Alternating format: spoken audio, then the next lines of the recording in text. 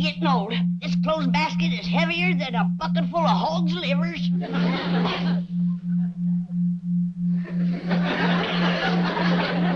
Don't touch it. It's haunted. I bet you little Jasper crawled in there to get warm. Who in tarnation is little Jasper?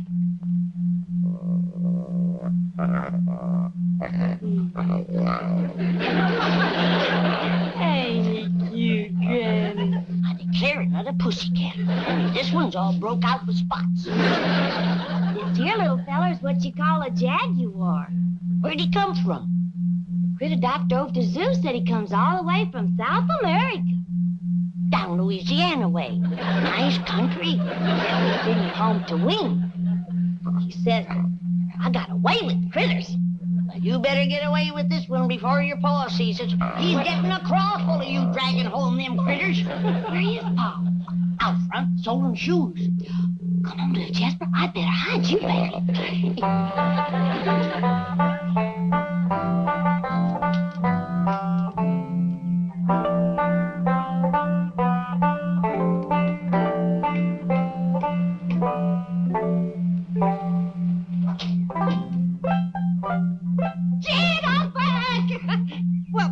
It's me, Pearl. Don't you want to kiss me? Just didn't want to nail us together, Pearl. My doggies, it's good to see you. It's good to be here. I thought I heard Pearl's voice. Granny! You old rascal, you're surprised us. How are things back home? Fine as frog's hair. Why didn't you let us know you was coming? We'd met you at the airport. Oh, Daddy spoiled the surprise. Besides, I didn't want to take Jethro out of school, and Mr. Drysdale offered his limousine and livered chauffeur. Thanks a heap. Kid, give the chauffeur a tip. Come on, Pearl, come inside. Tell me all about it. Oh, just a minute, young feller. Got a tip for you. Thank you, sir. Plant your corn early this year.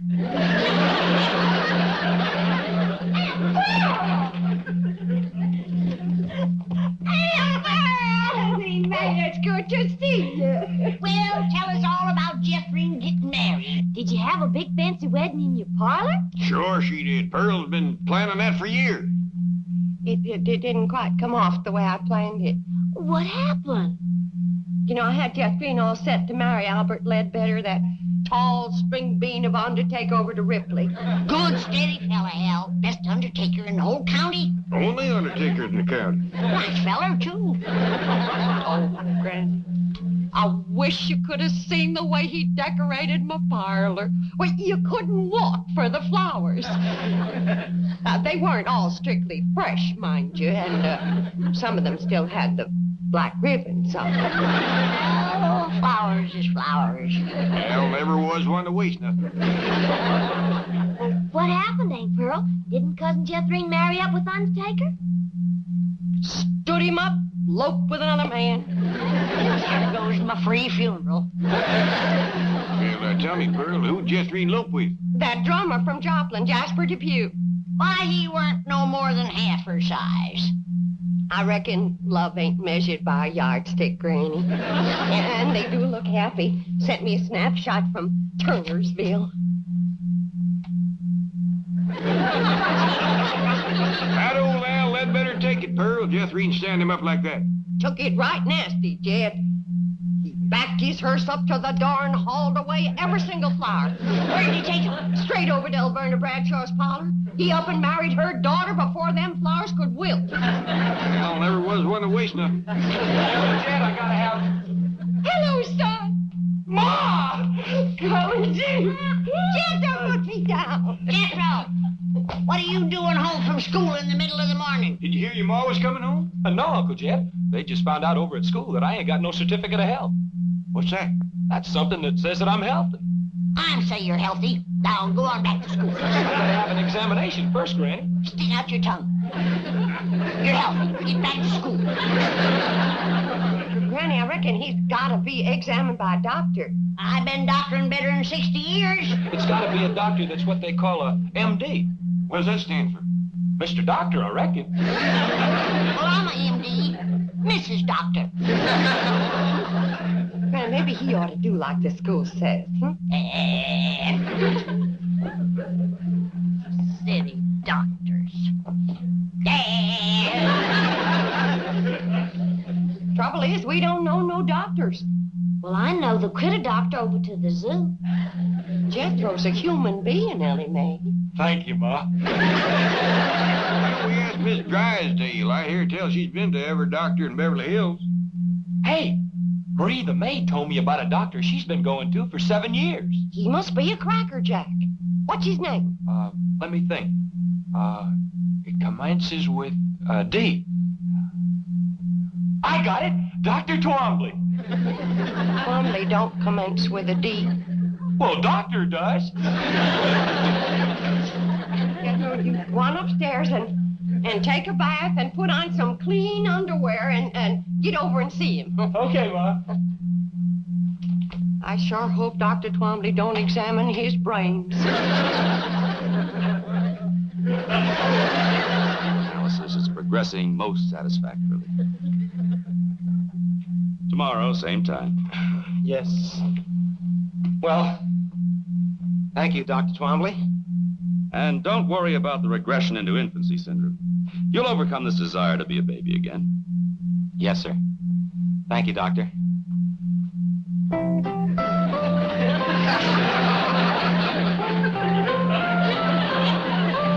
Thank you.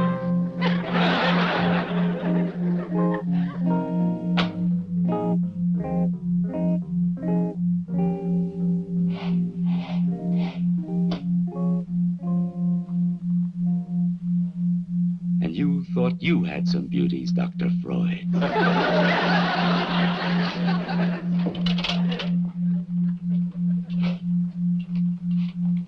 Oh, Doctor, there's one more patient. His name is Jethro Bodine. But this is my golf day. You know I don't take patients after 11 o'clock. He was referred by Mrs. Drysdale. All right. Call Dr. Black and tell him I'll meet him on the golf course at 12:15. Yes, Doctor.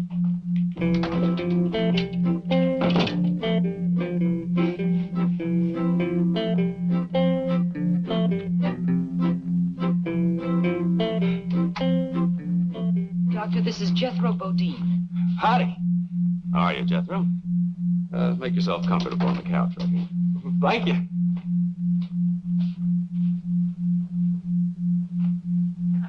Well, would you like to tell me all about yourself and why you're here?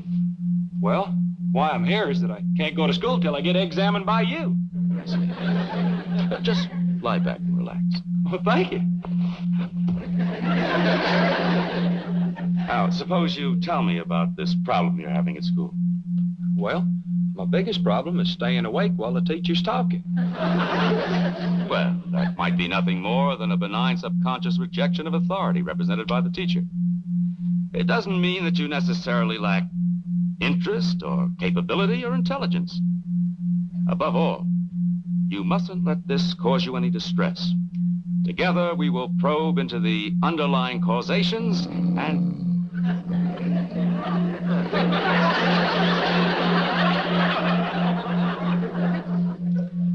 So good to feel needed.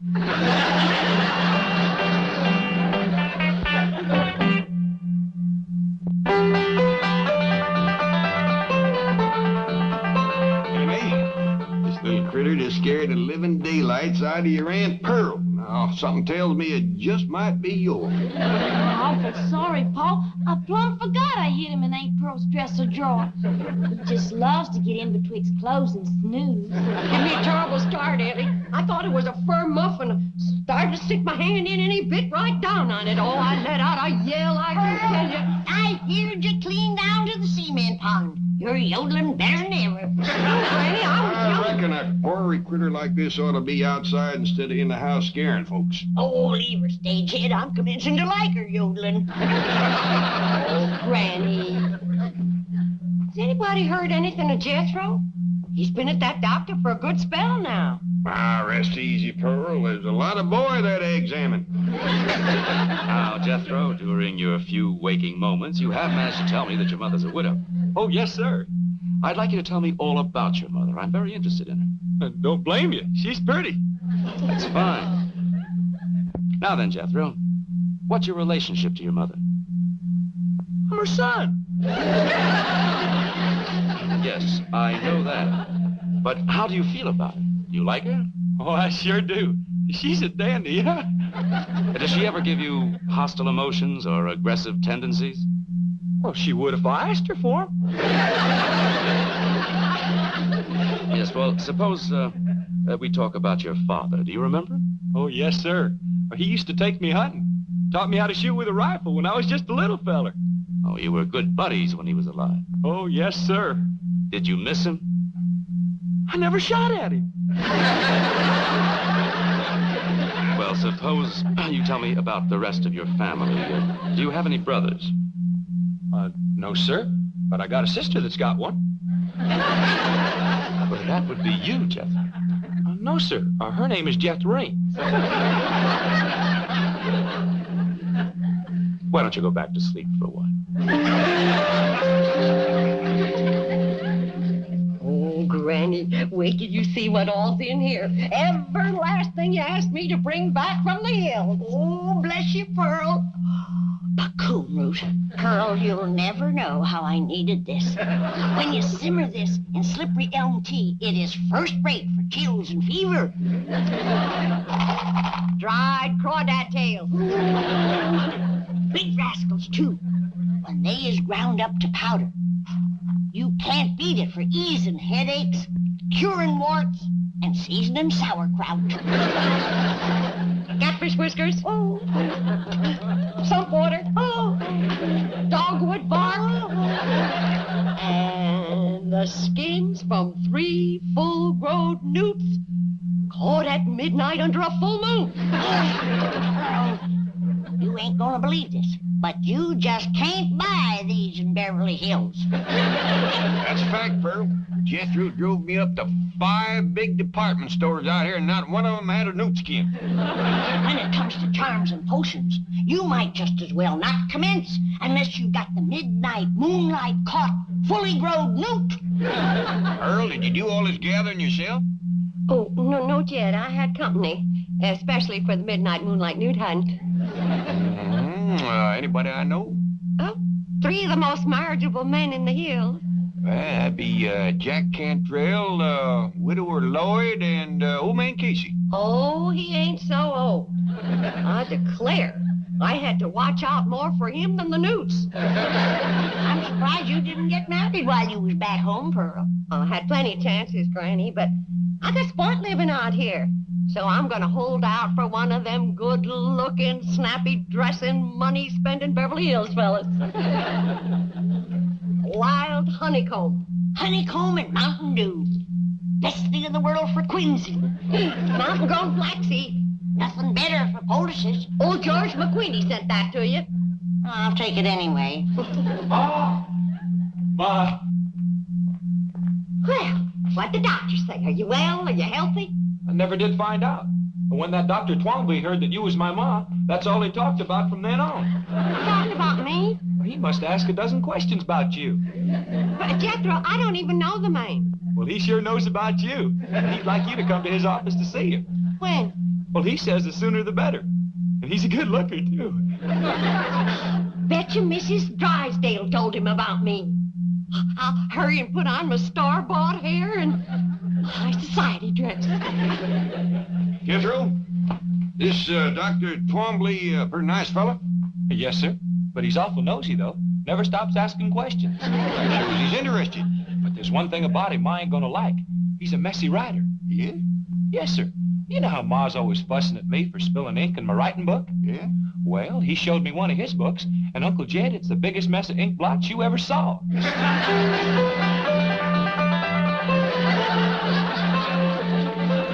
Doggy's Pearl, you're prettier than sun up on a Monday morning. Ma, that dress shines like a new tin can. Well, I reckon that's just about the fanciest dress ever. Even the things that don't show is fancy. I got the truck waiting, Ma. Jethro, that truck's the mite breezy when you're wearing high society clothes and someone else's hair. I'm going in style today. I'll get the door, Ma. Howdy. At your service, Mrs. Bodine. Now, this is the way to live. Oh, I just hope that doctor's looking out his window when I drive up. All aboard. Ain't no two ways about it. When it comes to style, nobody plows a deeper rut than Pearl. Mrs. Bodine, how nice to see you. I'm Dr. Twombly. Bonjour, s'il vous plaît, I'm sure. You obviously are a more sophisticated woman than I was led to believe. Merci, n'est-ce pas? Excuse me.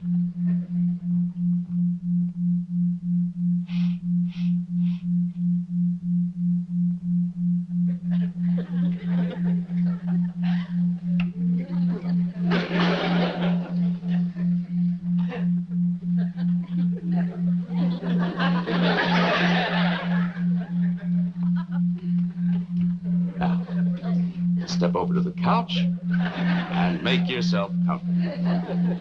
Oh, sit down. Sit down.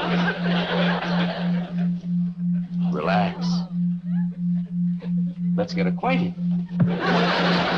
Don't you get the wrong idea just because I talk French. Oh, Dean, you don't. You bet I don't.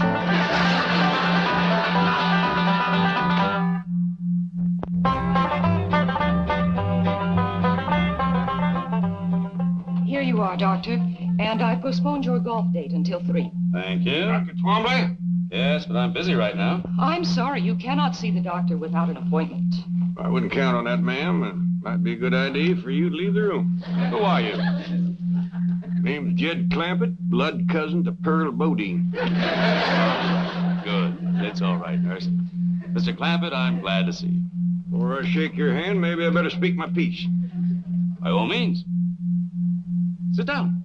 I'd rather stand, thanks, and I'll get right to the point. Back where I come from, we don't take kindly to anybody trifling with our female kinfolks. But, Mr. Clampett, I take into account that this is a big city and your ways are probably different than ours. When my cousin Pearl tells me she hadn't no more than said howdy, and you commence pulling her to the settee, by doggies, that's dropping a rusty bucket down my well. Mr. Clampett, you don't understand. I do this every day. I'm a psychiatrist. But I'd try to get cured of it if I was you. Because you're liable to wind up bad hurt. Let me explain and apologize for the mistaken impression. You can come out the house, explain to Granny, and apologize to Pearl. I'd love to come to your house. I want to meet every member of your family. Well, that'll be fine. But keep a tight hold on your feelings. I reckon Cousin Pearl can look after herself, but I got a daughter, Elly May, and I catch you making one move in her direction, you're gonna find yourself weighing about 3 bullets heavier. Pearl, drink this sassafras tea. I bolstered it up with a little Mountain Dew. Calm you down. Thank you, Granny. Pearl, I wish you'd wear this thing or put it away. I keep thinking it's one of Elly's critters. A bit ago, I tried to feed it a saucer of milk.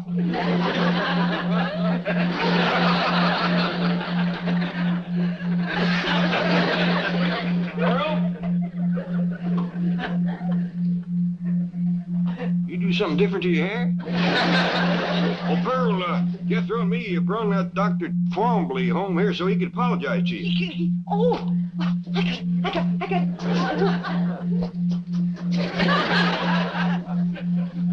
No mirror in here. I hope you didn't whoop him to where he's no good for shooting. I ain't gonna shoot nobody, Granny. That's why I come in here first. You whooped him too bad, huh? Whoop him at all. How come?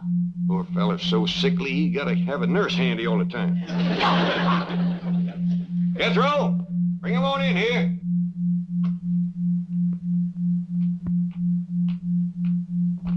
Dr. Twombly, this here's Granny. I'm pleased to meet you, Granny. He don't look too sickly to whoop. You want me to whoop him, Granny? You go look for some chores. What, for instance? Put some air in the truck tire. They won't hold no more air, Uncle Jed. Then let some out and then put some in. I never get to do anything I want to do. Somebody's always saying, do this, do that, put air in, take air out. I don't know. Granny, where's Elly? She's out back running a new Jaguar around the yard. Well, I'll go fetch her. I reckon you'll be safe with him. Sit down, Doctor. Thank you. So, you call yourself a doctor, do you? Well, I do hold several degrees. All right, Doctor.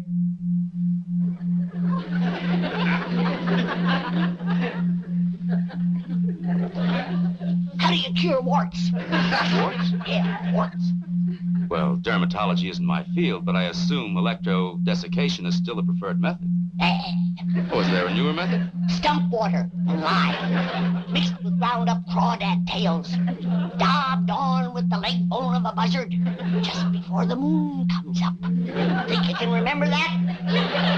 Well, I'll try.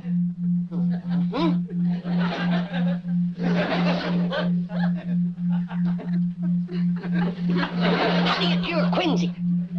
Quinsy? Tonsillitis. No, that wouldn't cure it. It's an inflammation of the pharyngeal area. I don't care what you call it, that wouldn't cure quinsy. Quick, what kind of poultice for rising in the ear? Poultice? What's acidity for? Well, How would you cure the vapors? What about the drowsies, aching joints, stone bruises, corns, dander, twinges, and proud flesh? These things are outside my field. A doctor goes where he's needed. He don't just stay on his own land.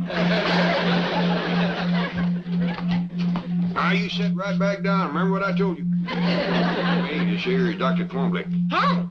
How do you do? Are you the young lady with the new Jaguar? I sure am. You want to see it? Well, yes, I'm an enthusiast myself. Is it in the garage? No, out in the yard. Come on. Now, you sit right there. Elly May, bring it in the house. A Jaguar in the house? Is it all right, Pa? Yeah, as long as you don't take it upstairs again.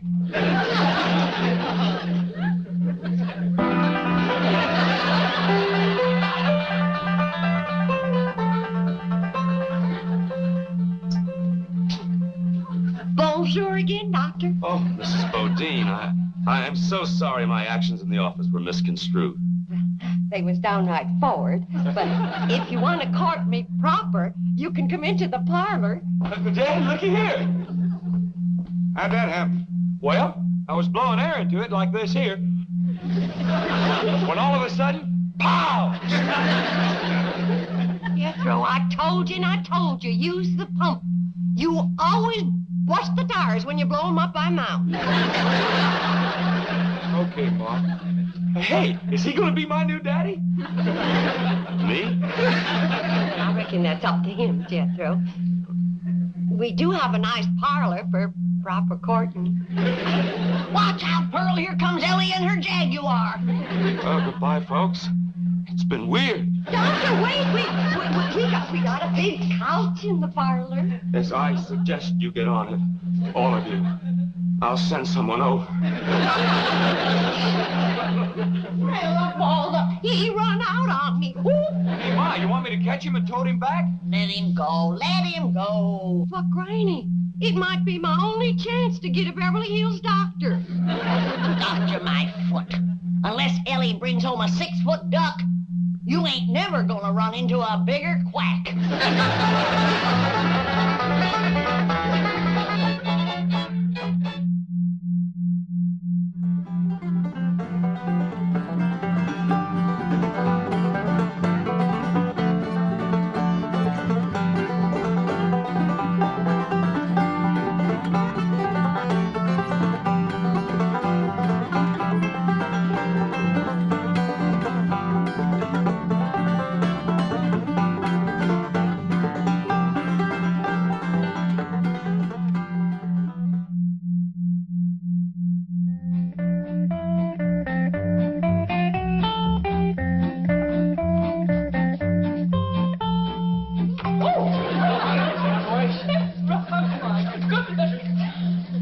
Sorry you got all tangled up in the rope. Well, I am rather helpless. If a man were to try and kiss me now, I couldn't resist. You couldn't? No, I'd be at his mercy. Don't worry about that. Ain't no man gonna kiss you while I'm here. Jethro, you are like a magnificent skyscraper with an uncompleted penthouse. Thank you. Oh, that reminds me, Dr. Twomley is most anxious to see you again. Well, I'm anxious to see him, too. He never did give me my certificate of health for school. Well, Dr. Twomley is not an internist or diagnostician. He works in the field of psychiatry. Well, as soon as he gets done working in that field and gets back to his office, I sure would like to see him. Well, we're in his office now, but what I want to explain is... I better hustle down there right now. Miss Potts says without I have a doctor's certificate, I can't graduate into the 6th grade.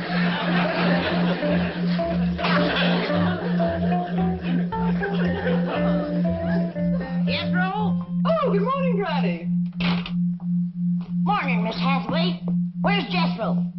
I told him to string me a clothesline in here. I'm gonna have to take a hickory switch to that boy again.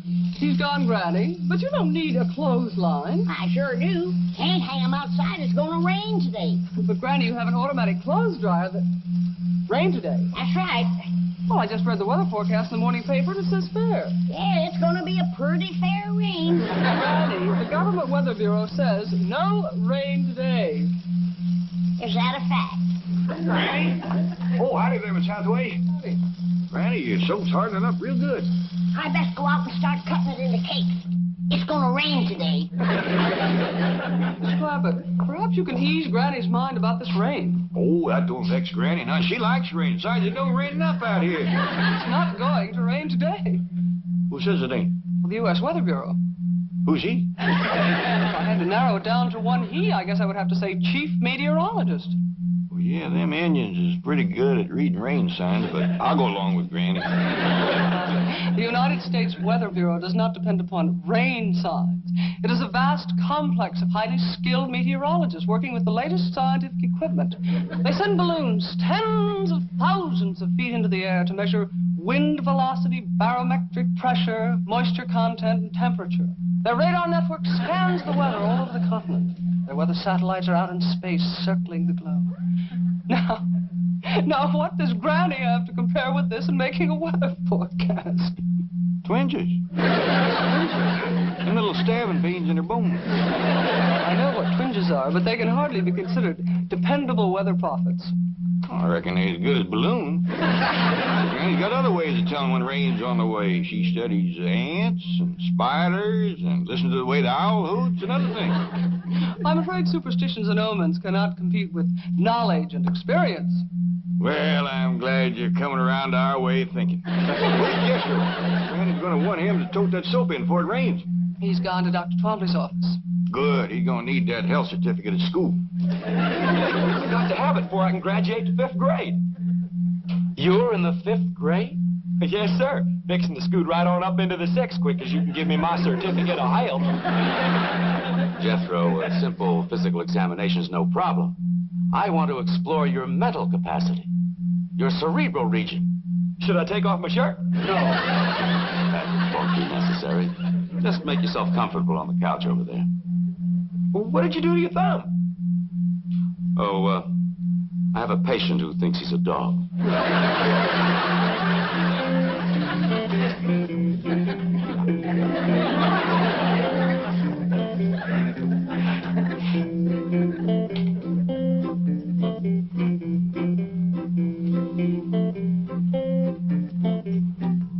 I hope this examination won't take too long. I got to get to school before it rains.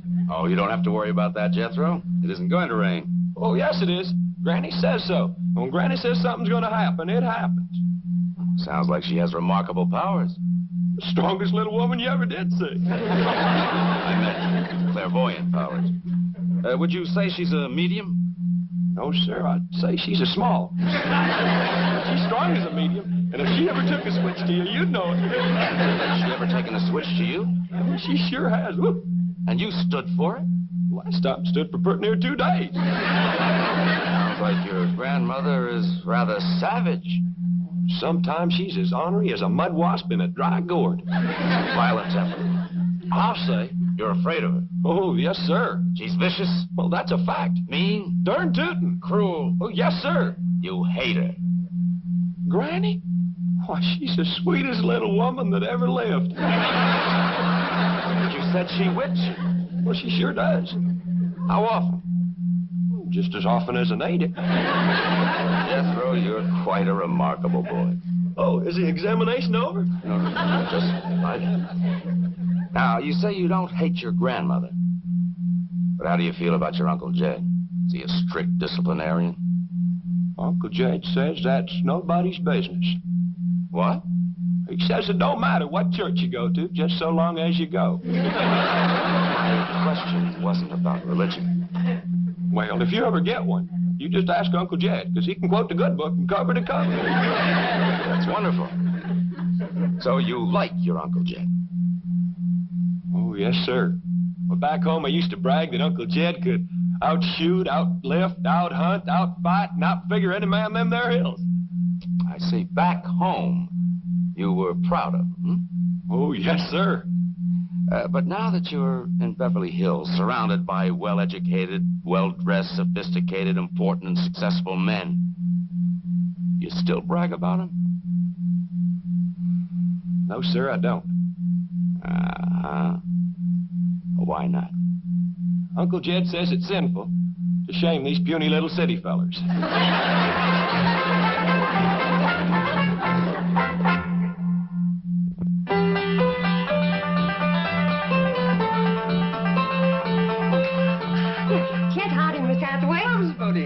I'm so glad you're here. I just put the last stitch in Elly Mae's brand new dress, and I'd like for you to see it. Oh, I'd love to. Elly Mae, come on down. My doggies, when it comes to fancy sewing and dressmaking, ain't nobody sits higher on the stump than my cousin Pearl. That's the truth.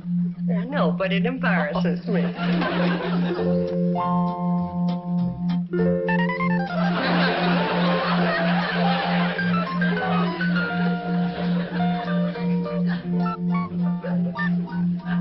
Kind of busy, isn't it? My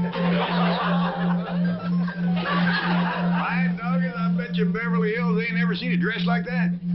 You have my word on it. It ain't so much. Eat, she says. Look at her, grinning like a butcher's dog. You mean you did this all yourself? Every puff, ruffle, gusset, gore, and eyelet. Let's go show it to Granny Jethro. Oh, Mrs. Bodine, Jethro is in Dr. Twombly's office. Oh, Miss Hathaway, how well do you know that there Dr. Twombly? Well, I'm not a patient of his, but he has a very big reputation. I think I know how he got it. What do you mean? I wasn't in his office for 2 minutes, and he tried to lure me to his couch. Well, he does that with everybody. He's a psychiatrist. Yeah, he admitted that to me, and I told him he ought to try to get himself cured. Psychiatry is what he practices. Well, he ain't gonna practice on Pearl. Now then, Jethro, as I've already explained, sometimes we have hostilities and aggressions which are so deeply hidden from our conscious mind that they reveal themselves only in our dreams.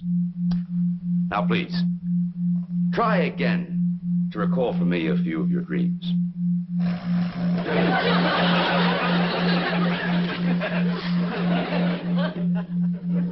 Jethro.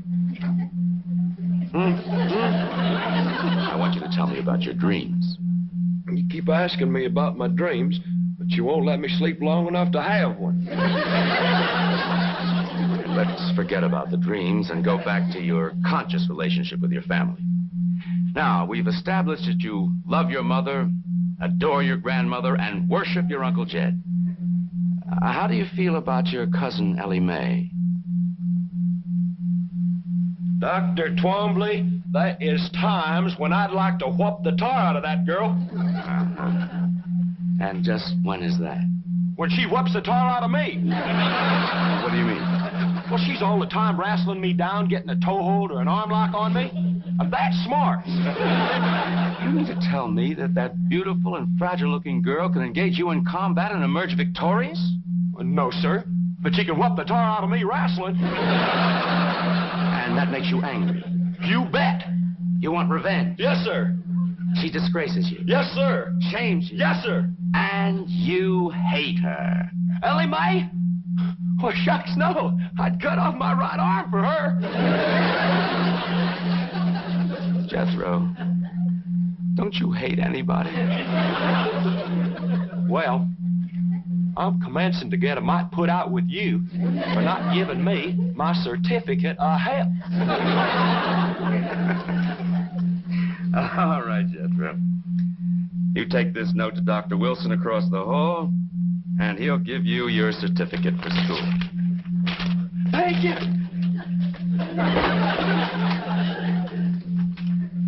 Oh, howdy, Mr. Drysdale. Well, Jethro, hello. You going in to see Dr. Twombly? Briefly, yes. Do you hate your mother? No. Well, don't tell the doctor. Seems to disappoint him something awful. Come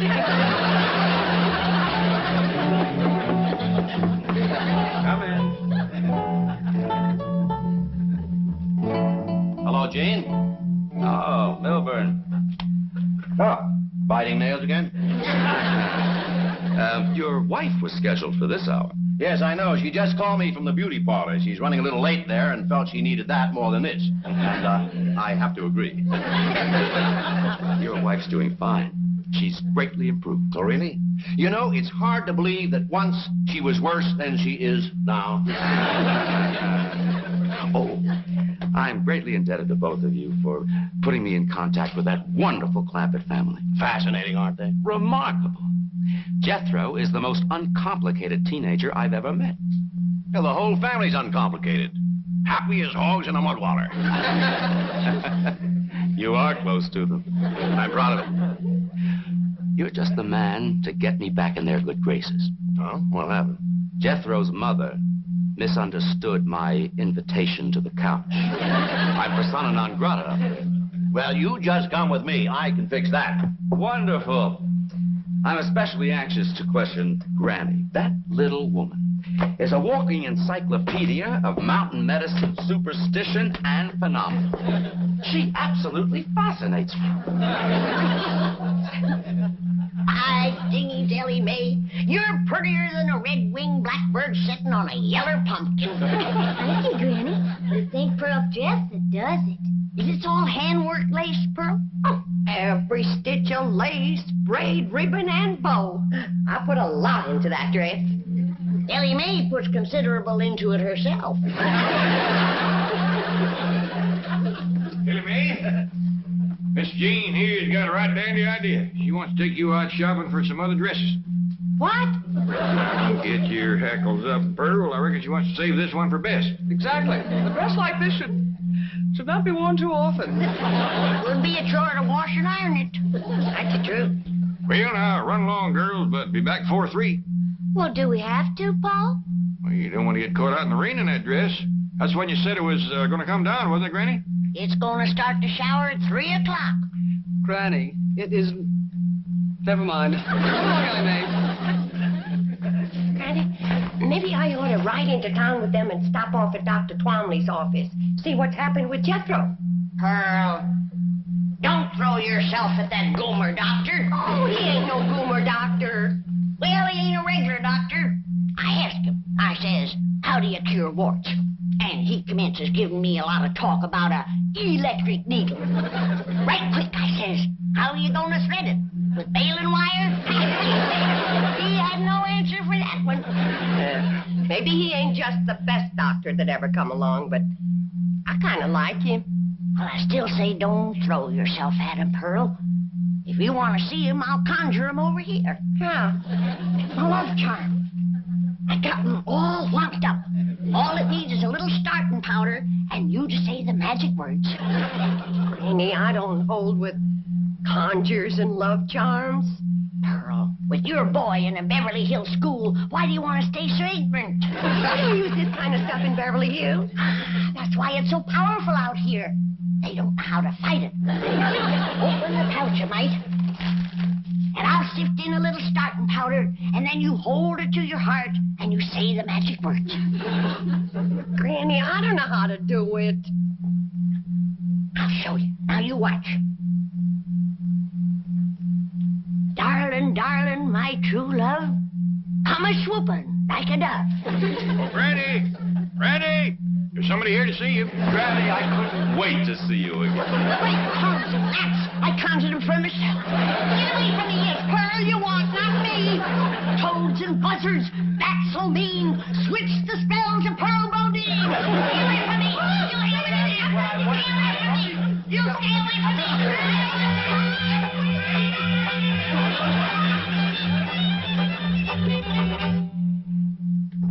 But, Mr. Clampett, you don't understand. Just calm down, Dr. Plumbee.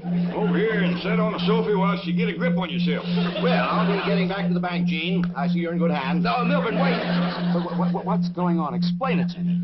He explained the behavior of these uncomplicated people to Beverly Hills' leading psychiatrist. No, Milburn, wait.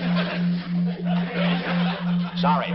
I want to pick up my wife at the beauty shop before the rain. Rain? What rain? The forecast says clear. You'll learn. So long, scientist. Mr. Clampett, I am perfectly all right. All I want to do is see Granny. I know that, but you gotta control the urge so she can break the spell. What spell? The one she throwed on you by accident. I'd like to talk to her about it. You would, but just simmer down a little first. I told you that love charm would work twice as powerful on these Beverly Hills men. I can't believe it. I just can't believe it. I tried to switch it over to you, but it had too strong a hold on it. I'll have to break the spell now with my letting go powder, and then start all over for you. Now, understand me, I don't blame you for the way you feel. Ain't no finer women growed in the whole world than in the hills back home. Now, you take my cousin Pearl.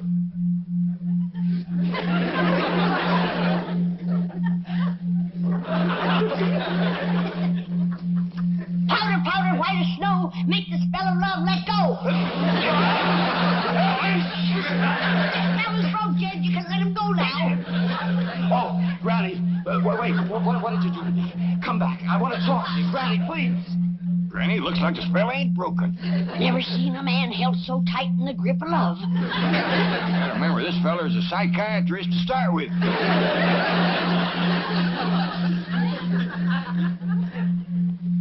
Now, stay right where you are, Doctor. I'll bring Granny in to see you just like I promised, and Pearl, too. Jed, how do I look? Fetching as a fat hog on market day. Let's go see how Granny's doing. Granny?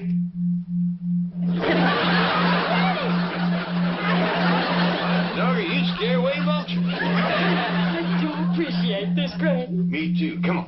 I'm glad to get rid of the rascal. Why, they must be 30, 40 years difference in our ages. At least. I'm not about to get mixed up in one of them May and December courtships. Here they are. Oh, bonjour, Monsieur Doctor.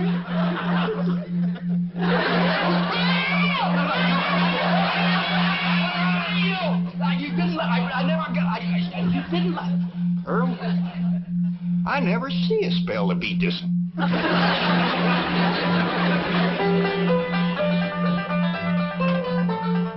got him settled down. I think I found his weak spot, Pearl. What's that? He's mighty fond of music. Come on in, yodel for him. Jed, I just can't bust out yodeling for no reason. Well, don't worry. I'll lead you into it real natural. Well, I just hope it helps to get his mind off Granny. Me too, Pearl. I'm getting awful tired of that young feller chasing me. Why, there must be 20 years difference in our ages. At least. By dingy's daisy, it was your love charm that got him started. But maybe it's your own charm that keeps him going. Say, Dr. Plumbee, did I ever tell you about my cousin Pearl here being an extra fine cook and housekeeper? Yes, you did. Did I tell you about her dressmaking? Yes? Sock darning and shirt mending? Yes. Well, speaking of yodeling, that means Pearl.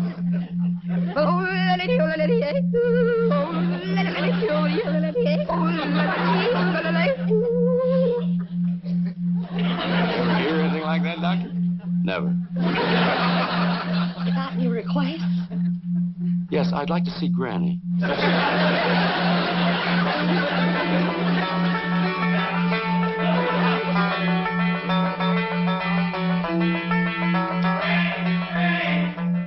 I'm back at school, Granny.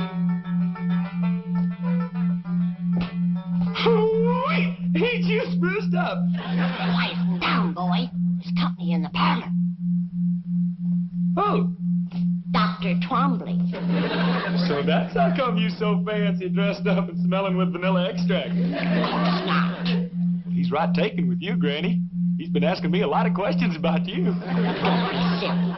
Why, there's at least 5 or 10 years difference in our ages. How many? Tuck away, it's gonna start to rain.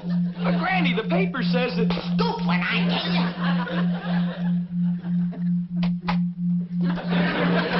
Did I hear Jeff? Oh, here you are, Granny. Thank goodness. At last, maybe we can be alone together for a little while. I've got so much to talk to you about. Before we begin, I want to remind you that I ain't no spring chicken. I couldn't care less. I'm glad you're the age you are. Well, you ain't exactly just hatched out of the egg yourself. So much the better. Gives us more in common. Well, as long as you got your eyes wide open, let's go into the parlor. No, wait. I've got a better idea. We'll only be interrupted in there. My car's out front. We'll go for a drive. We can talk much better that way. Is that your car out front with no top on it? Yes, I always take the top off this time of the year. Well, we can't go driving because it's going to start to rain. No, it isn't. No, I say it is. But I heard the news on the way over.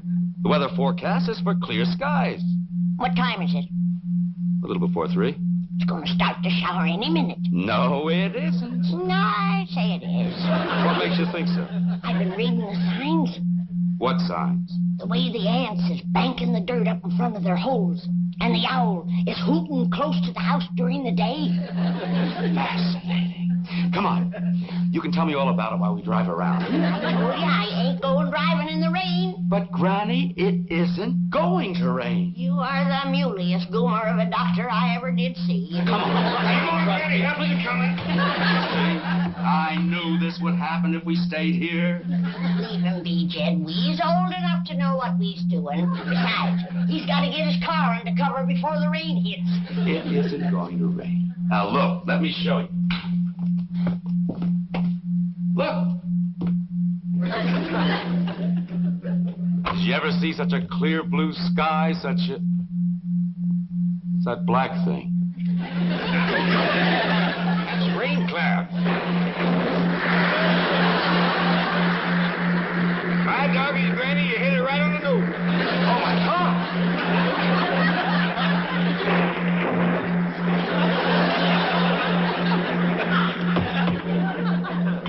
That poor fellow's going to get soaked, but I reckon a cold shower won't hurt him none. Might even broke the love spell you throw it on him, Granny. Oh, I don't care about that no more. Things wouldn't have worked out between him and me no way. Well, what do you mean? He's too old and set in his ways.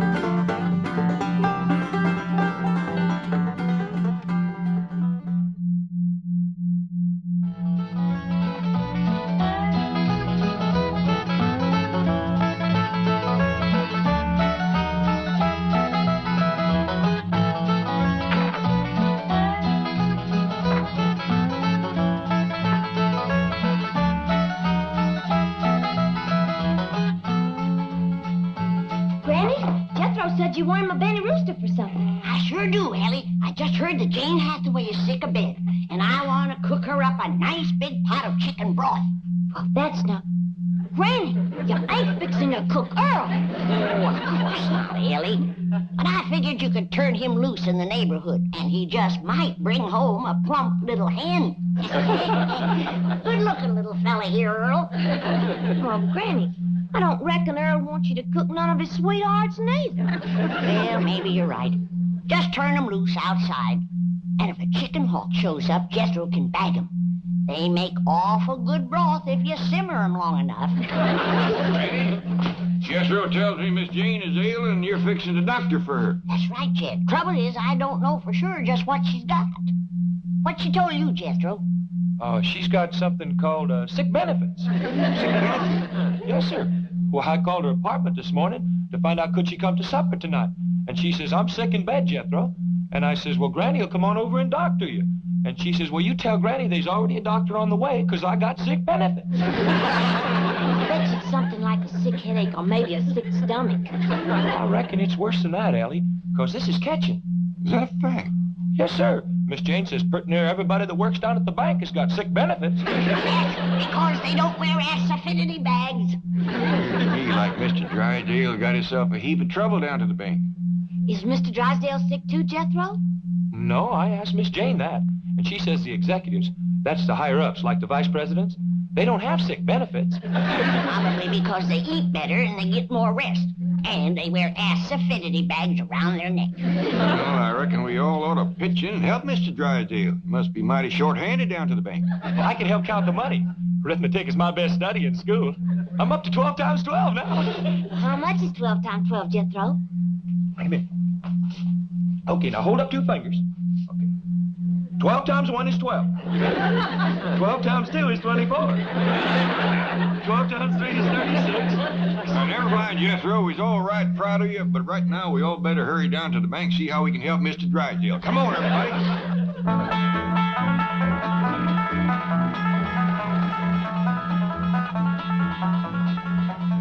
I'll go in first. The rest of you wait here. How come?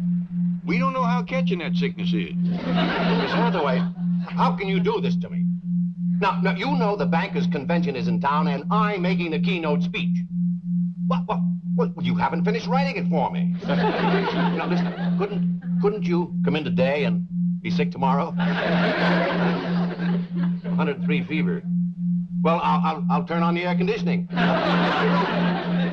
Don't pay any attention to Dr. Murphy. I know him. He's trying to make a big thing out of this so he can collect a big fee. Oh, fine, Doctor. I knew you were there. That's why I made a joke about it.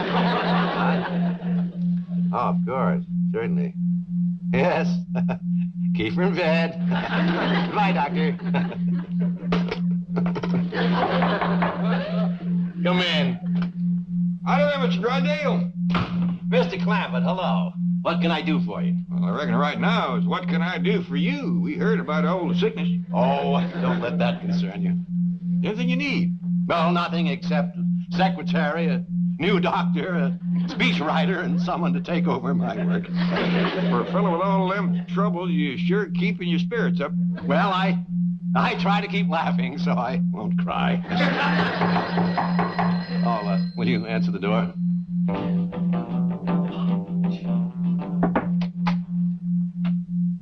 Oh, howdy, young feller. You want to see Mr. Drysdale? Yeah. Come in, come in. No, not today. Now leave me alone. See you later, Mr. Drysdale. Yes, and thank you so much. Just being neighborly. Who was that? Never mind him. Who are you? Oh, we met the other day when I started to work here, Mr. Drysdale. I'm the new teller trainee. My name is... What do you want? Well, sir, I noticed that you were without a secretary, and, well, I thought I might be able to help.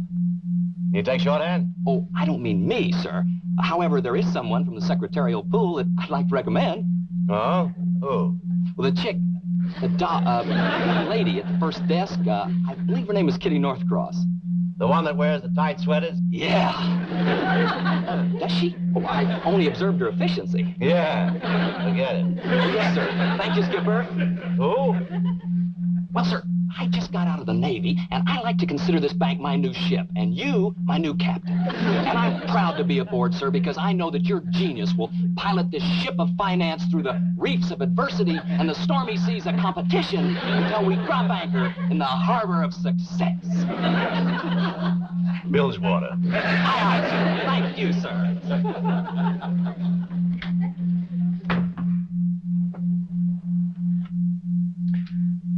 And now to continue my speech.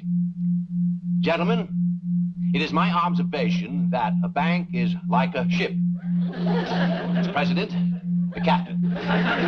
It is his responsibility to pilot that ship through the reefs of adversity and the stormy seas of competition until he drops anchor in the harbor of success. At this point, take a sip of water and Wait for applause.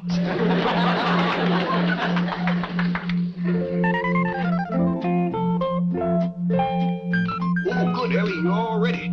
We best be getting down to the bank quick as we can. Well, Pop, do you reckon I know enough to be a banker's secretary? Shucks, yes, Ellie, especially since I'm going to be the banker. Oh, did Mr. Drysdale take it? Oh, he had to speak at a convention.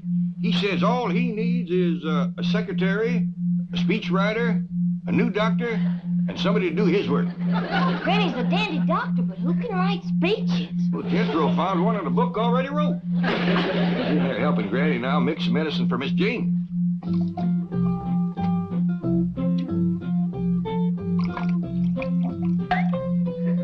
Now my secret yarb.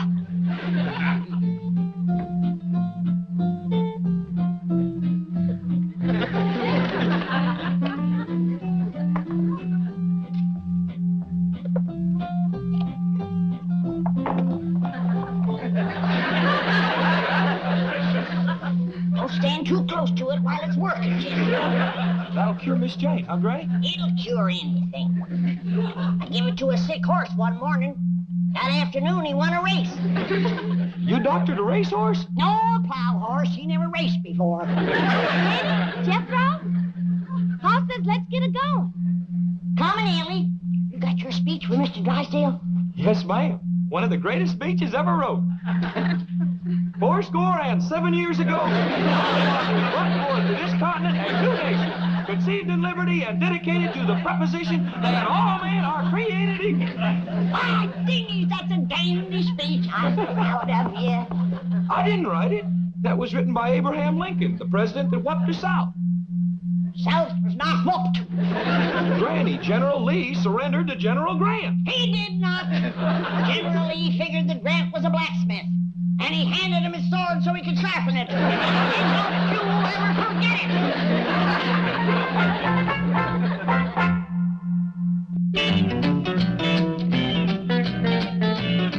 And so, gentlemen, in conclusion, let us think of our banks as a great fleet of ships rescuing the army of American citizens from the Dunkirk of financial difficulty. Let us take them aboard and safely sail them back to the shores of prosperity. Gentlemen, for my arms. Beautiful, Skipper. Just beautiful.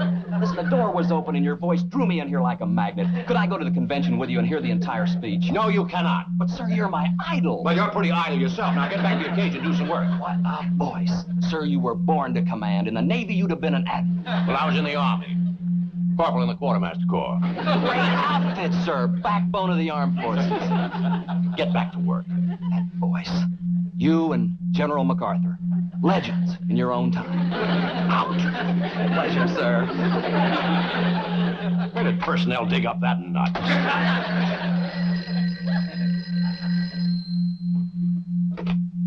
General Drysdale. Oh, hello, Margaret. What?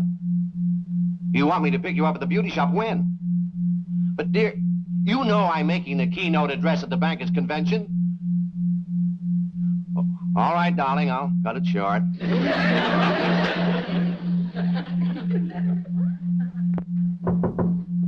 Will you stay out of here, you nut? I'm sorry, I thought it was someone else. I'm terribly upset today. That's why we's all pitching in to help. Ellie here's going to take Miss Jane's place while Granny gets her well. No, you don't have to do that. With no more than any neighbor do. Well, I do appreciate your kindness. I'm running late, so please make yourself comfortable. See you later. Oh, Mr. Drysdale, here's your speech. Oh, I did forget it, didn't I? Thank you, Jethro. You're welcome. Well, goodbye, all, and thanks again. Bye. Bye. He's gone, Pa. Reckon you in charge now. Are you going to take his place, Uncle Jed?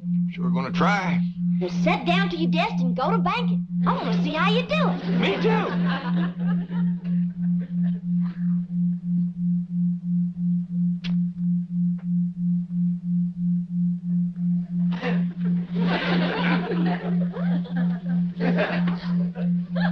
Are you banking yet, Pa? Well, I reckon not, Ellie. I'm just waiting to bank. How do you do it, Uncle Jed? Well, according to Mr. Drysdale, banking is mostly, giving people money when they need it. I'll get it, Paul. That's what a secretary's supposed to do. Howdy, this here's Mr. Drysdale's office, but Mr. Clampetts in charge now. Yes, sir, you bet you can. Howdy there. You need money? Well, come right on over and get it. Hot diggity, he's banking out, man.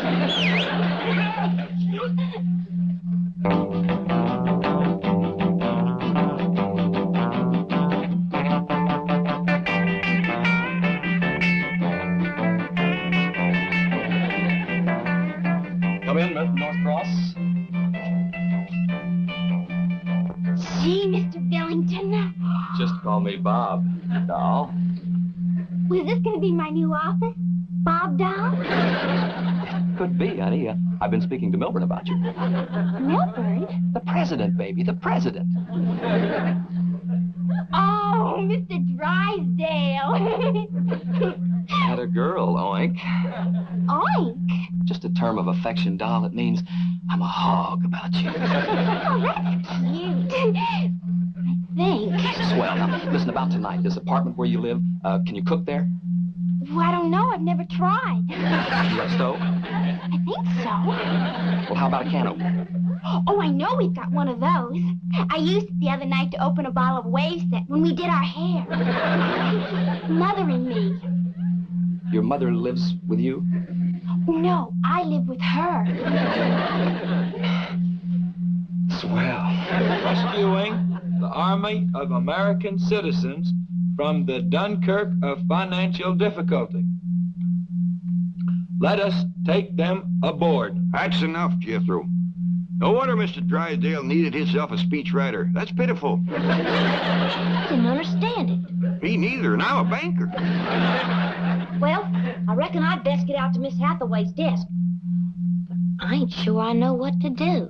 Well, just watch others, Ellie, and do like them. That's the way we learn. Yes, sir, Pop. Now listen, honey, is your mother going to be home tonight? Oh, we're going to set our hair again. Well, hello there. Hello there. Well, she's sitting at my desk. Get lost, honey, huh? But Bob, Mr. Billington. Oh, Mr. Billington. Wait, in the vault. Well, what about tonight? Can I tell Mom you're coming by? Not tonight, honey. I don't need my hair set.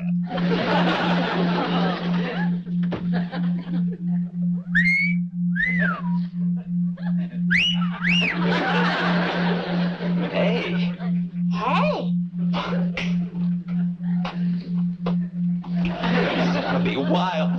Tell me something. You don't live with your mother, do you? No, sir, do you? No, sir. What's your name? Elly May Clampett. Well, there it is, Ellie, and you may clamp it.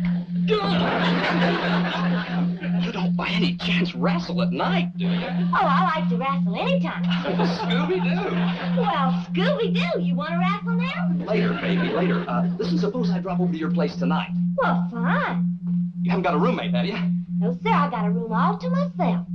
Now, listen, here's the action. I swing by your pad about 7. I bring some bossa nova records, and we trample a few grapes, huh? Then we blast off to the local coffee shop, one where they don't hit me for too much bread. Then we swing back to your pad for a little moon orbit. Do you dig? Oh, yes, sir.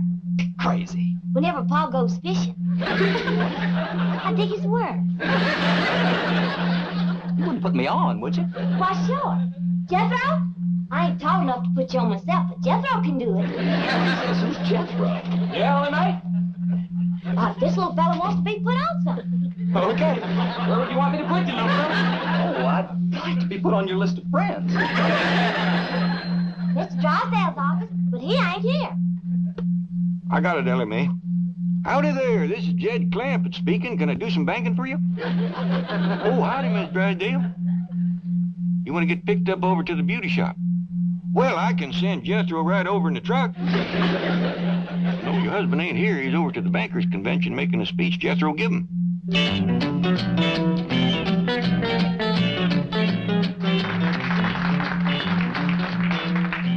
And now, gentlemen, it's with a great deal of pleasure that I introduce our keynote speaker, the distinguished president of the Commerce Bank of Beverly Hills, Mr. Milburn Drysdale.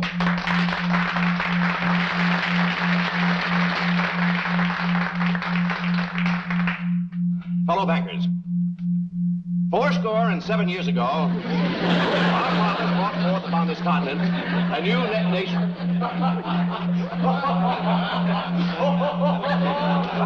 Well now, some of you seem to be amused because I have chosen the humble words of Abraham Lincoln to keynote this convention. But those of you who understand banking at its highest level will understand the significance of these words as I say, conceived in liberty and dedicated to the proposition that all men are created equal.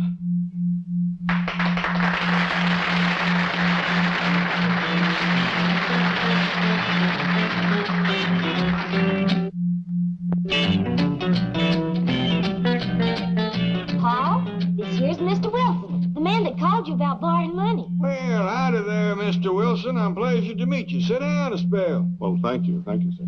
Hey, have a smoke? Yes, thank you. And maybe Mr. Wilson like a nice cold pitcher of spring water or some coffee or tea or something. Would you, Mr. Wilson? No, thanks, young lady. You look all tuckered out. Yes, I am. I've been going from bank to bank trying to borrow some money. Didn't they have none? Well, none that they wanted to loan me. You see, Mr. Clampett, my chicken ranch is mortgaged to the hilt. I've no credit, no collateral. I need money to buy feed. Well, we got a vault full of it. How much money you need? See, if I just had enough... Are you kidding me? Elly May, take him out the vault and show him the money. No. Would you really lend me the money? Well, that's what banks is for, ain't it? Well, yes, but I'm poor. I have no security. Ain't no shame being poor as long as you're honest. How do you know I'm honest? Well, if you wasn't, you'd be telling me about how much you got instead of how much you ain't got. Mr. Clampett, I've never met a banker like you before. Oh, shucks, Mr. Drysdale can outbank me any day in the week. He must be a wonderful man. You bet he is the best banker around here. Now, how much money would you like to have? Well, sir, I really need $5,000, but I can squeeze by on 3 or 4. Elly May, go fetch this man $5,000. Sir, Paul. Bring him a cup of that cider that Granny sent down to ward off sick benefits. Doggone if he don't look like he's coming down with it. Okay, Paul. Now for my secret yarb. What is your secret yarb, Granny? Oh, I dasn't tell you, Jethro. Why, if that was to ever fall into the hands of the enemy, the North could win the war. I told you, Granny, they done won it. No such thing. We's just laying back letting them think they did. One of these days when they ain't looking, we's gonna jump them. You gotta believe me, the South done got whooped. You go cut me a hickory switch and meet me in the woodshed, and I'll show you who got whooped. That's another thing I keep telling you. We ain't got no hickory tree and no woodshed. That's right. I guess I'm getting old and feeble. Yes, ma'am. Well, open your mouth and close your eyes. Granny's going to give you a little surprise. Oh, good. Swallow that. That'll keep you well and learn you not to talk Yankee nonsense.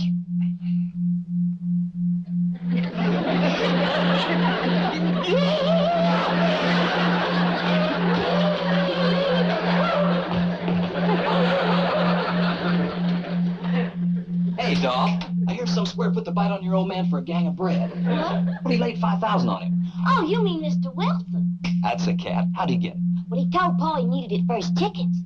You're kidding. What would chickens do with all that money? Well, it's for Mr. Wilson to buy feed. He's got a chicken ranch. And your dad gave him $5,000 for chicken feed? Well, sure, Paul's got $35 million. $35 million? And he likes folks that raises critters. Do you think he's got time to see a young critter raiser? Well, sure, go on in. I'll take you later. Mr. Clampett, sir, my name's Bob Billington, and your lovely daughter told me that you could spare me a few moments of your valuable time. You bet I will, young fella. What's on your mind? Well, sir, I work here at the bank, but my heart's back on the ranch. The chicken ranch, that is. Or was. till I lost all of my chickens. Sweet little critters. How'd you lose them? Well, sir, I'm not sure. I just woke up one morning and they were gone. I guess one of them left the gate open. What kind of chickens were they? Just regular kind, you know, with the wings and the feathers and those crazy-looking feet. Mr. Clampett, if I could just borrow $10,000, then I could get back into the business that I love, raising chickens. I see. How many chickens you want to start with? Oh, about $10,000 worth. How many roosters? Oh, no roosters, just chickens. These days, you gotta specialize. Elly May? Oh, howdy, Mr. Drysdale. How was your speech? Sensational. The high point of the convention. Listen, did a man named Wilson come in here to borrow some money?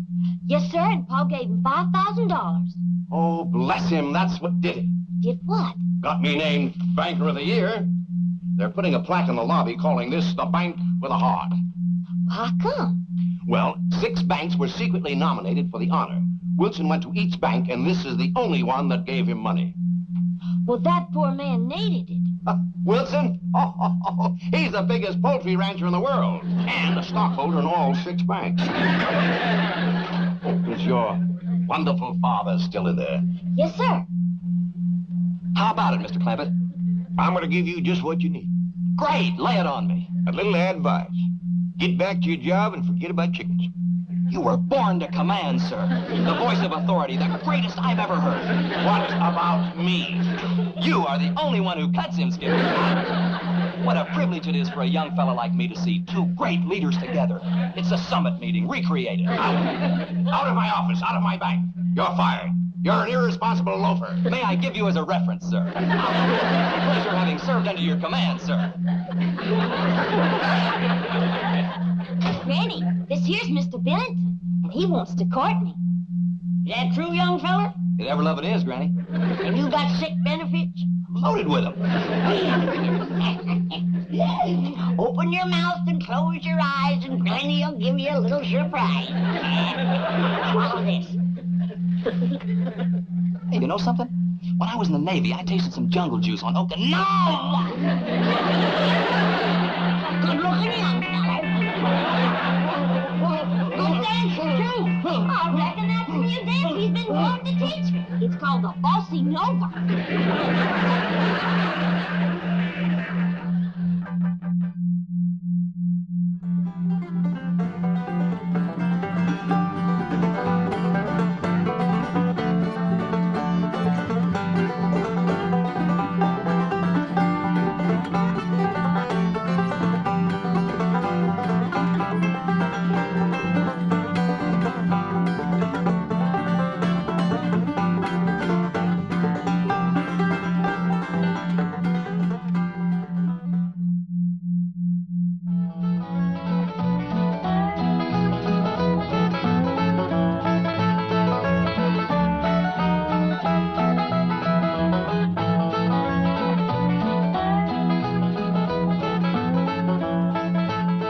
Granny, you out here?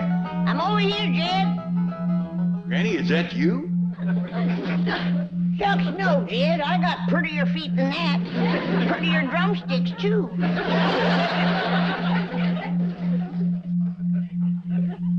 Well, them is them fancy towels Mr. Drysdale give us. Yeah, he says they're beach towels, but we use them right here. Granny, we've got company coming, and I reckon you'd like to get some victuals going. Who's coming? Well, one of them rich, high society Beverly Hills fellows named of Armstrong Doozer McHugh III. The third what? Third Armstrong Doozer McHugh, I reckon. You mean to tell me that them McHughes named all 3 of their young'uns the same name? I reckon that's it.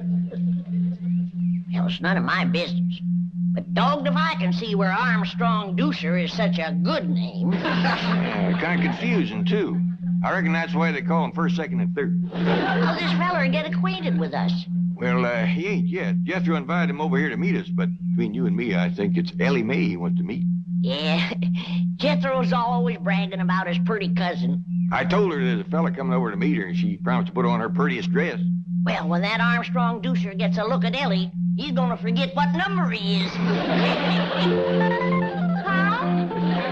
Over here, Elly.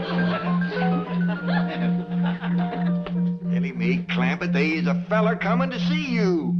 Well, what's wrong, Pa? I put on my prettiest dress. Elly Mae, look at your feet. You ain't got no shoes on. Well, I'll go put them on. Come back, Elly. I just can't think of no quicker way to kill a romance than to meet a feller toting a skunk in yard.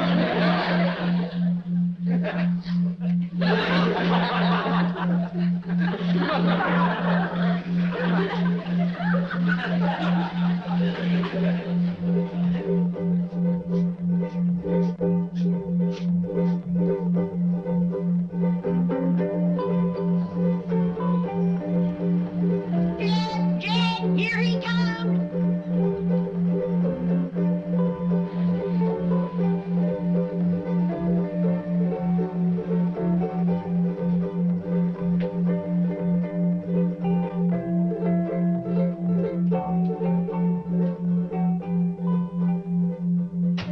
Is this the Clampett residence? Yes, sir. Thank you. He's older than I figured. And wearing a uniform. Jethro didn't say he was in the Army. It's all right, Jed. It's Confederate graves. Well, howdy there. I'm Jed Clampett. This here is Granny, and I reckon you must be Armstrong Doozer McHugh III. Oh, no, sir. The second? No, ma'am. That explains him being older. He's the first. Jethro, Armstrong's here. Sir, you don't understand. Excuse me.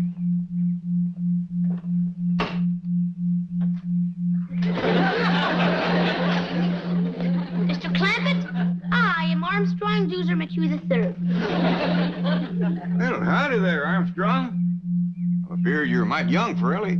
Sir, I'm here to play with Jethro. We're classmates in the 5th grade. Granny, shake hands with Armstrong Doozer McHugh III. Howdy, third. I am delighted to make your acquaintance. Mighty big spread of years between the first and the third. Appears to me the second would be just about right for Elly. Big Jethro! Oh, please, sir, please. Master Armstrong is very delicate. Jethro won't hurt me. He's my friend. But you might get a nosebleed at that altitude. Master Armstrong is under the care of several specialists. He's very sickly. Wilkins, please. Last week we had nurses around the clock. Even got a sick clock. Master Armstrong, please.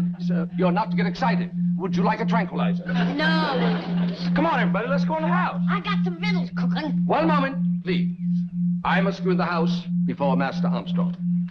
I'm sorry about Wilkins, but he has his orders.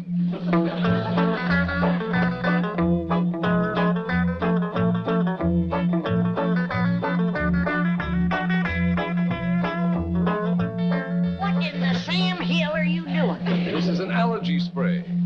He ain't got no allergies. Master Armstrong has several. And spray him. You don't understand. This spray settles the dust in the room. Dust in my house? Why, if you weren't wearing the uniform that I dearly love, I'd ram this down your throat and reach in and push the button. Now, Granny, calm down. Well, I just mopped and cleaned in here just this morning. Madam, the air is filled with minute particles invisible to the naked eye. I don't see them. Hope you brought your swimsuit, little doozy. We got a dandy big cement pond here. Oh, I'm afraid I don't know how to swim. Oh, Jethro learn you? Sure. Oh, no. Master Armstrong's not allowed in the water. No wonder he's got all them allergies. A good hot bath with lye soap. That's what he needs. Lye soap? Master Armstrong, I don't think I should leave you here. Please, Wilkins. Well, I'll take your temperature and blood pressure before I go. No, Wilkins, I feel fine. Oh, very well. With whom shall I leave the young master's schedule on rest, diet, medication, and telephone numbers of doctors? Well, if it's anything to do with Doctor and Granny, here's the best. Very well. There you are. Now then, antihistamine pills, tranquilizers, acid pills, anti-acid pills, vitamins, iron, liver, yeast extract, antibiotics. Open up, Master Armstrong. It's time for your throat spray. Just a precautionary measure to see that he fights off the respiratory virus. If that rascal comes around here, I'll fight him. Over to school, all the big fellas is always picking on little doozy. But not when Jethro's around. Oh, I almost forgot. The oxygen tent is in the car. Where shall I set it up? Tent? Yes, sir. Master Armstrong usually spends an hour a day in it. Oh, you like camping, do you? I'll say he does. He's as happy as a itchy pig rubbing against a real fence. Speaking of pigs, I got some hog jowl stewing and a possum pie in the oven for this little feller's lunch. Come on. Hog jowls? Possum pie? Do you intend to feed those things to Master Armstrong? Why, don't he eat that good at home? Oh, he has an extremely delicate digestive system. At present, he's on a diet of special Swiss yogurt. We hunted all over Beverly Hills to find it. Jethro, get out your rifle and hunt down one of them Swiss yogurts. Okay, Uncle Jed. Oh, and I'll take little Doozy along to make sure I shoot the right kind. Sure. Reckon Granny will know how to cook it once she sees it. Does it run or fly? Neither. Yogurt is inanimate. It just lies there. Ain't gonna be much sport to shoot, Jethro. That's a fact. Hi, has anybody seen Little Charlie? Oh, don't! Go away. Master Armstrong's allergic to all animals. Ellie! Charlie got in the kitchen. Oh, a skunk! Oh, city feller, I wouldn't do that if I was you. He might just return the favor.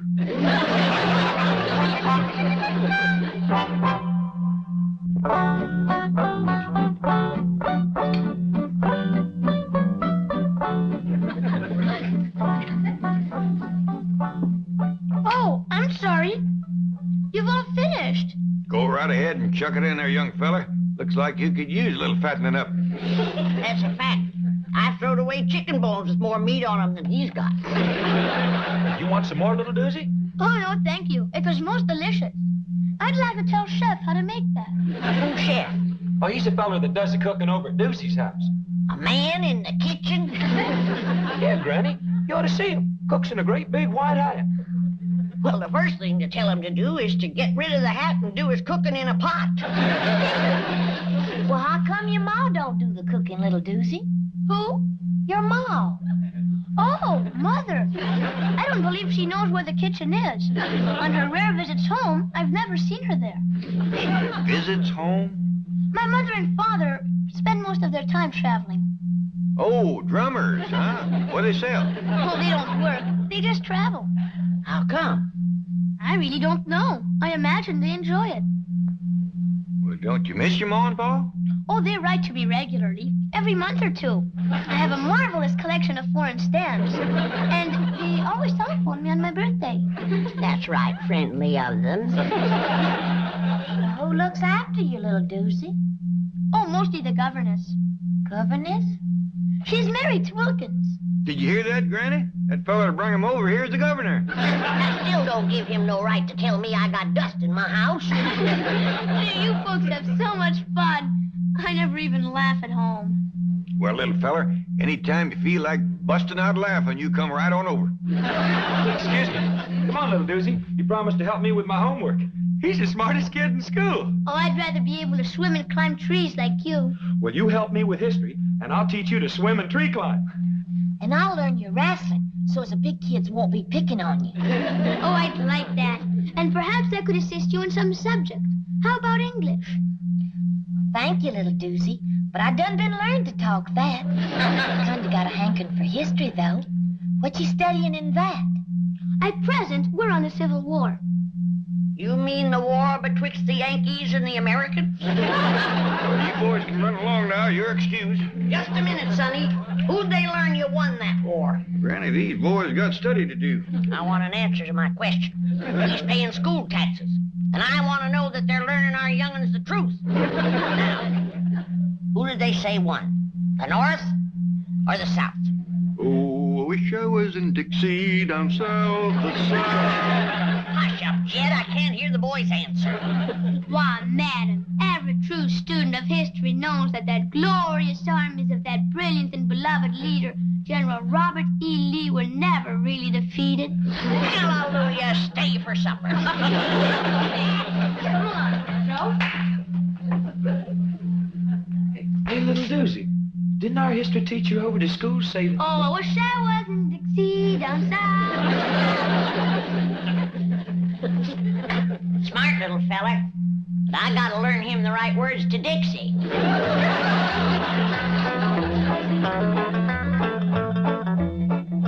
I spoke to young Master Armstrong, and he told me to tell you that he ain't ready to go home yet. He's having too much fun. He's not permitted to have fun. It's bad for his blood pressure. Well, I'll tell him when he comes down out of the top of that tree. He's in the tree? Say, that little rascal can climb like a squirrel. Soon as his hands get toughened up, he'll be as good as Elly May. I insist upon taking him home immediately. I told you, he don't want to go home yet. That makes no difference. He's going. Hold on a minute. I don't want to tangle with no soldier in the Confederate grave. This is not a Confederate uniform. Now remove your hand and lead me to Master Armstrong. And if I don't? I'll have to take him by force. Is that a fact? Like Grant took Richmond. What did you say? I shall take him like Grant took Richmond. That's what I thought you said.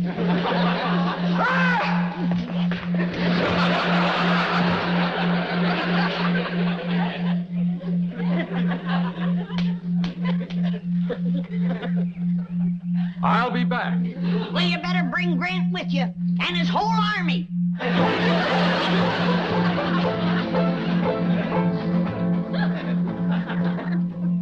But, operator, I must talk to Mr. or Mrs. McHugh. Have you tried Rome? Paris? How about Zurich? Well, try Zermatt. Maybe they're climbing the Matterhorn. Well, try anyway. Maybe their hotel has a long extension cord. Operator, this is urgent. I thought I told you to ski that. Call me back. My area code is 417, zone 328, and this is mobile 089-303-52. Never mind. I'll call you.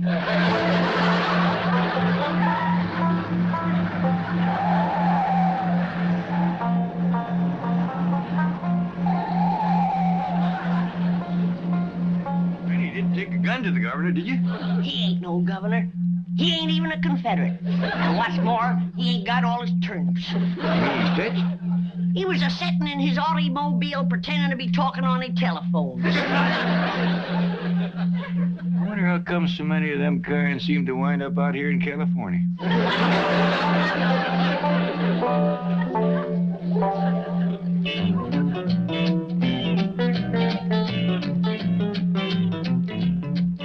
Sorry to interrupt, Chief, but Wilkins here has an urgent problem concerning young Armstrong Dewsum McHugh III. Oh, what is it? Well, to fill you in, Chief, Armstrong Dewsum McHugh III's father, Armstrong Dewsum McHugh II, has appointed the bank executor of his will, administrator of his estate, and guardian of Armstrong Dewsum McHugh III in case something should happen to Mr. and Mrs. Armstrong Dewsum McHugh II. And that is why Wilkins here, and very wisely, has come to you in this crisis. What is the crisis? I forgot. Oh, yes. Young Master Armstrong is being held a prisoner. Call the FBI. Do you know who has it? A hillbilly family called the Clampetts. J. Edgar Hoover, please. Never mind, hang on. Wilkins, the Clampetts are my next-door neighbors, my largest depositors, and my personal friends. And the very salts of the earth. Sorry, Chief. But, Mr. Drysdale, young Master Armstrong is extremely frail and delicate, and the Clampetts refuse to give him the proper food or rest or medication. They're exposing him to great danger. Get the Clampetts on the phone. They won't harm the boy. But I'm afraid they already have. They've got him climbing trees and eating possum pie. Delicious. But they're violent people. Granny threatened me with a shotgun. What did you say about the South? The South what? Granny! Jane Hathaway here. Could you call young Armstrong Dewsum McHugh III to the telephone? I don't hardly think so. He went out to the cement pond to swim. Thank you, Granny. Goodbye. Nothing to worry about. Master Armstrong is in swimming. But he doesn't know how to swim. But Jethro, I don't know how to swim. Oh, don't let that worry you, little doozy. We can learn anybody. Why, heck, Elly May even learned her cat. Come on, Rusty. Look there.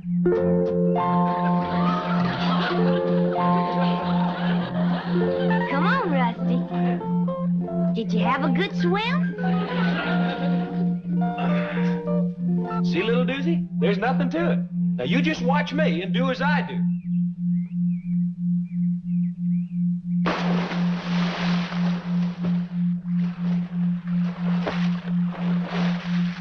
Come on, little doozy. I'm afraid, Jethro. You got nothing to be afraid of. Why, Elly me is right here. And Rusty, too. I'll do it if Big Jethro commands me to. Big Jethro says, dive in and swim.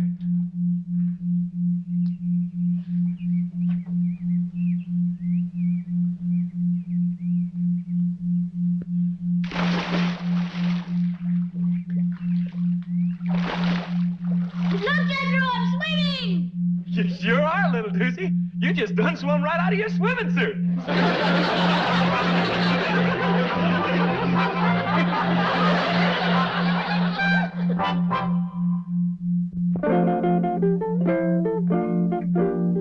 Nice and soft here so nobody won't get hurt none. Can you really teach me to defend myself against those big bullies at school? You betcha.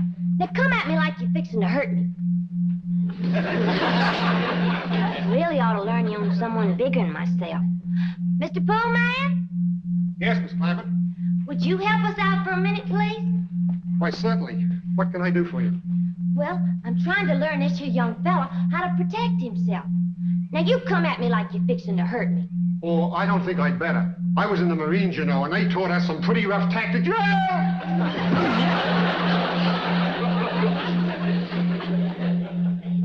By any chance, were you in the 3rd Battalion?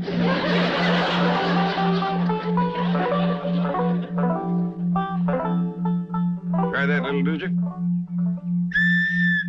It works! I'll tell you what you can do. You whittle yourself a whole bunch of these, different sizes, tie them together side by each. You can play a real tune. But I don't have a knife, sir. Well, I'll tell you what. If you promise to handle it real careful, like I showed you, safety first, don't cut yourself, you can have this one. Gee, thank you, Uncle Jed. You know, by rights, I ain't your Uncle Jed, just Jethro. Oh, yes. I'm sorry, Mr. Clampett. Seeing as how you're such a good friend of Jethro's, you can call me Uncle Jed. Now remember, Third, you gotta keep your eye on the cork. When the cork starts bobbing around in the water, then you know that a fish is nosing around the bait. And then, when the cork all of a sudden ducks under the water, then you know old Mr. Fish has grabbed the bait. And you pull him out. Can I hold the line, Mrs. Granny? Sure, you might as well get the feel of it. I caught something! Oh, you couldn't have. There's nothing in there. It felt like a whale! Help me!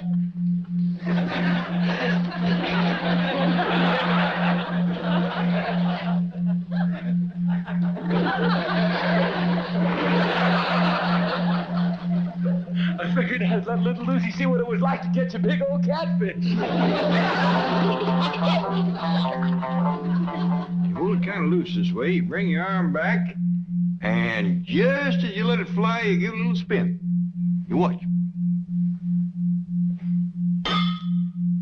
Perfect ringer, Uncle Jed. Yeah. Now, you try it.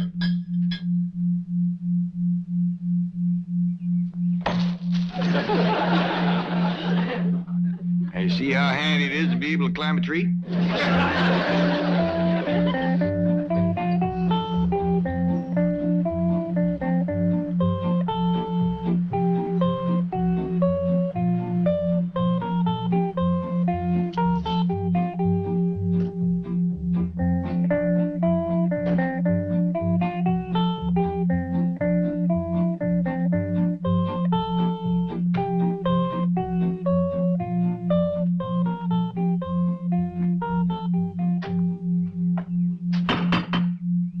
Now, be of good cheer, Wilkins. I am confident that we shall find everything here in possum pot. Apple pie order. Howdy, Mr. Drysdale. Well, Miss Jane, Mr. Wilkins, come on in. Gonna bake a tater pie to give to little dudes. And it'll taste so good his toes will curl up in his shoes. To make a tater pie, it takes a lot of possum fat. I don't think that feller chef can make it in his hat. Greetings, Granny. Oh, mate. Thought I told you to secede from these parts. Annie. Madam, I demand to see Master Armstrong immediately. Don't wake him up. He's taking his nap. Yeah, you see, he's getting his rest. Needs it, too. Poor little feller's all tuckered out. Which bedroom is he in? He's napping right out there in the sun. The sun? His skin is far too sensitive to be exposed to ultraviolet rays.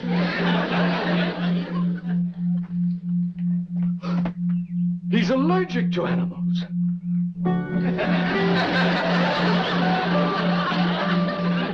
Wilkins, I'm not going home. I feel fine. You're coming home and have an antiseptic bath and then spend an hour in your oxygen tent. Wilkins, I'm not going. Then I'll take you by force. You will. Like Grant took Richmond.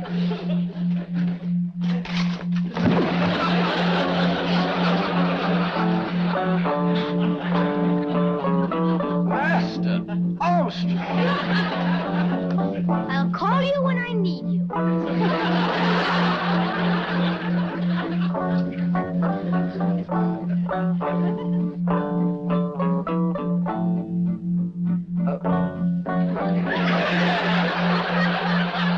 Go away. Scat. Scat. Scat. Scat. I wouldn't do that if I was...